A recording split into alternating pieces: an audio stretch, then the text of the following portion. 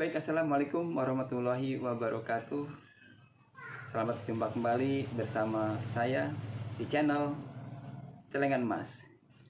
Pembahasan kali ini kita akan materi tentang prinsip bisnis emas. Ya, ada 3 yang kita bahas di materi ini, yaitu prinsip 1, emas itu tidak mengenal kadaluarsa. Prinsip kedua, emas tidak mengenal barang bekas. Dan prinsip ketiga, emas mudah diuangkan. Sahabat-sahabat celengan emas, mungkin di antara kita saat ini masih merasakan ada kebingungan tentang harga di dalam bisnis emas.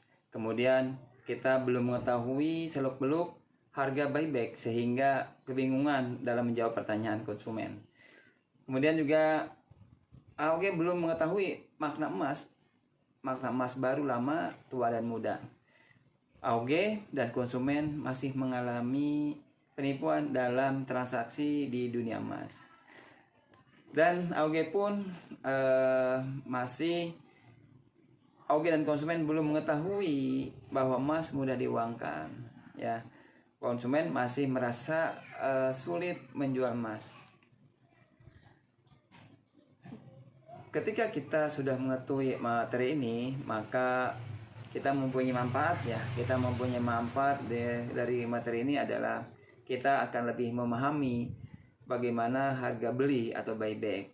Jadi mengerti juga mengapa dan bagaimana prosesnya terjadi harga buyback emas. Kita juga akan memahami bahwa bisnis emas adalah bisnis yang menguntungkan. Mengetahui makna emas baru dan makna emas tua ya, emas lama baru, kemudian emas tua muda.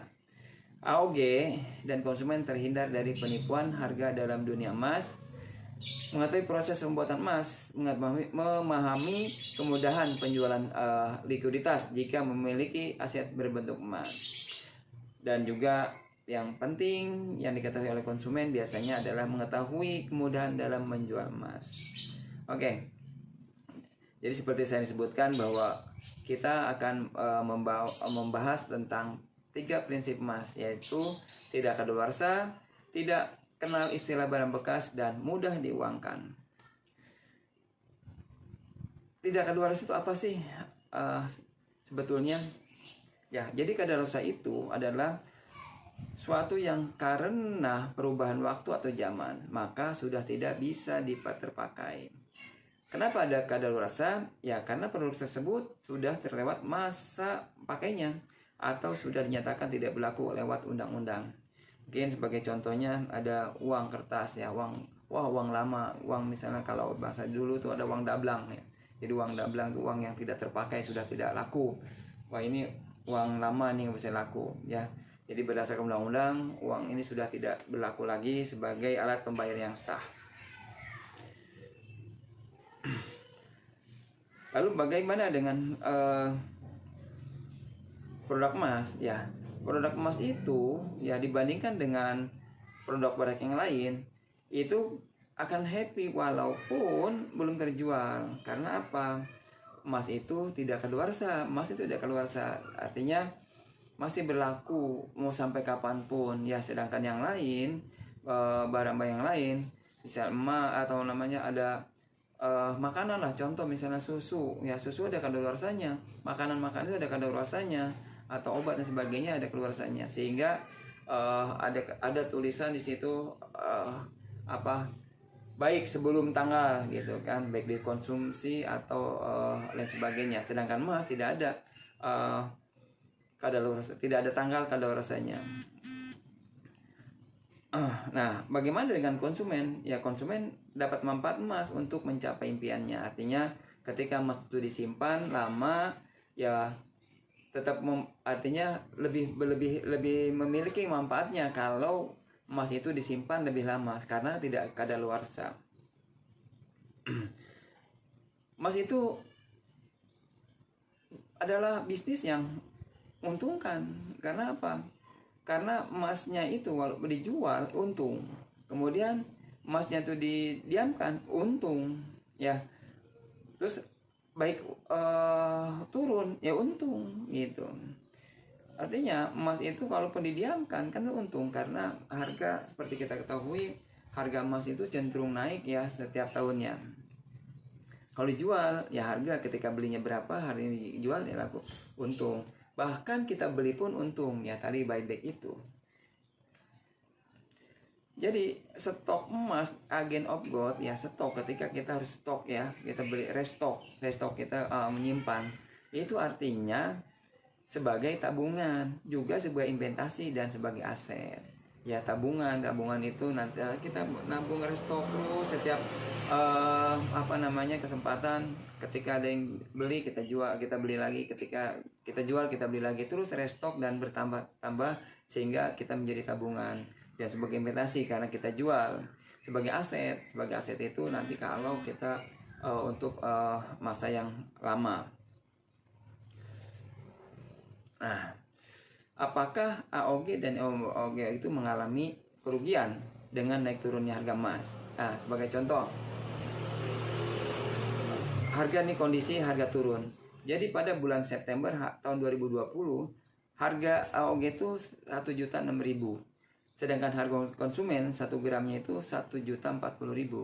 Kalau kita jual langsung ada beli pada waktu itu ya kita untung sebanyak 34.000. Tapi kalau 1 bulan kemudian ya ternyata bulan Oktober itu turun harganya, jadi harga AOG-nya 866.000 sedangkan harga konsumen 900.000. Nah, kalau ada yang jual ketika dijual pada bulan Oktober, artinya kan kita mengalami kerugian. Kerugiannya berapa? 106.000. Sedangkan kalau kemarin itu kita jual itu untung 34.000. Kalau kita jual bulan Oktober itu mengalami kerugian. Betul nggak? Nggak. Ya, ternyata ya kalau AOG itu tidak mengalami kerugian karena apa? Ketika dijual merasa kelihatan rugi, tapi kan kita jual lagi, kita beli lagi. Ketika kita jual rugi 106.000, kita beli lagi. Karena harga AOG yang bulan Oktober itu cuma 866.000, artinya tetap kita untung ya. Untung sebesar 34, tetap masih untung sebesar 34, bukan rugi karena kita beli lagi 866.000 ya. Jadi walaupun AOG beli dengan harga murah, kemudian kita dijual dengan harga tinggi, keuntungannya tetap sama karena harus restock. Misalnya kita jual kemarin yang tahun yang bulan Oktober itu untung 34, kan kita restock lagi, beli seperti harus kita beli lagi hari itu juga. Nah, jadi dikesimpulkan bahwa emas itu menguntungkan untuk disimpan dalam waktu yang lama dengan jumlah yang banyak. Nah, prinsip yang kedua itu emas tidak mengenal kata barang bekas. Ya, tadi prinsip pertama tidak kadaluarsa. Prinsip kedua ini kita bahwa emas tidak mengenal kata barang bekas. Apa sih barang bekas? Ya, barang bekas adalah barang baru yang telah digunakan serta telah menurun kualitasnya dengan seiring waktu penggunaan. Jadi barang bekas walaupun kita misalnya baru 1 menit, atau 1 jam, 1 hari, tetap menjadi barang bekas karena sudah dipergunakan. Kita beli mobil, hari ini kita beli, besok dijual, tetap aja menjadi barang bekas dan menjadi second dan harganya akan turun ya. Kenapa terjadi istilah barang bekas? Ya karena dipakai orang, kemudian kualitasnya turun. Ya sudah dipakai, kenapa baru juga 1 hari, tetap saja karena bannya kan sudah dipakai ya gitu. Jadi tetap kalaupun namanya kendaraan, walaupun baru 1 hari akan jadi barang bekas. Bagaimana dengan emas? Ya, emas itu secara kualitas turun atau tidak kalau disimpan dengan waktu yang lama ya. Ya, emas mungkin seperti kita ketahui ada sering terjadi penemuan harta karun ya, harta karun. Ketika harta karun itu kan puluhan ratusan tahun yang lalu, ketika temukan harta karun berbentuk emas, apakah itu disebut barang bekas? Enggak, karena dijual dengan harga yang sama dengan hari ini juga. Ada emas walaupun sudah terbakar dan sebagainya tetap menjadi emas. Itu namanya nilai intrinsik ya, nilai intrinsik yang ada di emas. Emas itu nilainya tidak berubah ya, tidak mengalami perubahan ya, tidak mengalami perubahan. Ya, mungkin sahabat-sahabat emas, selama ini kita sering mendengar emas tua dan emas muda ya. Emas tua apa sih? Emas muda apa sih? Ya, jadi menurut standar nasional Indonesia atau SNI, nomor SNI 13 3487 2005. Jadi standar menurut SNI nomor 13/3487/2005 bahwa emas 24 karat itu adalah 99,00% sampai 99,99%. Sedangkan emas yang 23 karat adalah 94,80% sampai 98,89%. Emas 22 karat 90,60% sampai 94,79%. Emas 21 karat 86,50% sampai 90,59%. Emas 20 karat 82,30% sampai 86,49%. Adapun emas 19 karat 78,20% sampai 82,29%. Emas 18 karat 75,40% sampai 78,19%. Emas 14 karat 58%. Emas 13 karat 54% dan emas 12 karat 50%. Adapun menurut SNI ini, jadi yang disebut dengan emas tua adalah emas yang di atas 70%, sedangkan yang di bawah 70% itu disebut emas muda ya, yang tadi 58, 54, 50%, yaitu 14 karat ke bawah itu termasuk emas muda. Nah, jadi harga emas itu ya, sebaru-barunya emas baru lama-lama akan jadi emas lama juga ya. Jadi harganya akan tetap sama, mau bentuknya seperti apa, yang penting emas, yang penting karatnya tadi ya, emasnya 4 karat tetap harganya akan tetap sama. Jadi ada emas bekas atau tidak? Ya tidak. Kalau tidak ada harga emas, nah ini, jadi kalau tidak ada harga bekas, maka bagaimana perebutan ekonomi komoditas emas ini bisa berjalan? Ya kalau kan harga emas tidak tidak ada harga barang bekas, terus bagaimana supaya bisa berjalan? Ya itulah mengapa ada harga buyback ya, agar terjadi perputaran ekonomi di komoditas emas. Jadi harga buyback ini adalah supaya ada perputaran ekonomi di komoditas emas. Karena tidak ada harga tidak ada kadaluarsa dan tidak ada barang bekas. Nah, kita lebih mengenal lebih dalam ya tentang buyback. Penetapan harga buyback itu adalah kesepakatan internasional. Ada persentase harga antara harga konsumen jual dengan harga konsumen beli. Jadi harus ada persentase yang antara harga konsumen jual dan harga konsumen beli. Nah, sedangkan Algot sendiri berpatokan pada harga perusahaan emas BUMN. Terus kemudian melihat dari kesanggupan para agen Algot. Jika buyback spiritnya tipis dan ingin jual lagi, akhirnya margin tipis dapat memberatkan ROG. Kemudian harga buyback itu ditetapkan di bawah harga beli normal agen, sehingga agen mau membeli emas dari konsumen, yaitu jadi bagaimana supaya AOG itu punya gairah kalau ada yang menjual, ada ya kita beli gitu, punya gairah untuk supaya bisa beli kembali dari harga dari konsumen. Harga buyback itu berubah mengikuti harga emas yang berlaku.